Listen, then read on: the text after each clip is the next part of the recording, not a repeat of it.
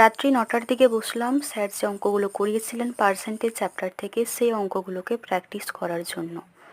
মোটামুটি 10:30 পর্যন্ত প্র্যাকটিস করার পর কিছুক্ষণ ব্রেক নিলাম এবং আবারও 1 থেকে 1.5 ঘন্টা মতন অঙ্ক করলাম। পার্সেন্টেজ চ্যাপ্টারটা ভীষণ গুরুত্বপূর্ণ যে কোনো পরীক্ষার জন্য, এবং পুলিশের ক্ষেত্রে এখানে এসএসসি জিডি বা ডাব্লিউবিপি বা কেপির ক্ষেত্রে এখানে খুবই টাফ কোশ্চেন দেওয়া হয় না, কারণ এখানে মূলত খুবই সহজ কোশ্চেন দেওয়া হয়। তো রাত্রিতে করার পর আবারও সকাল 8টা থেকে 9টা পর্যন্ত অঙ্ক নিয়ে বসলাম, কারণ অঙ্কটি আমার অনেকটা পিছিয়ে রয়েছে এবং এক্সাম ডেটও প্রকাশিত হয়ে গেছে। সুতরাং অঙ্কটাকে অনেকটা টাইম দিতে হচ্ছে এবং একটা অঙ্ককে বসতে এবং সেটাকে প্র্যাকটিস করা অনেকখানি, প্রায় 10 মিনিট মতন একটা অঙ্কের পেছনে আমার লেগে যায়।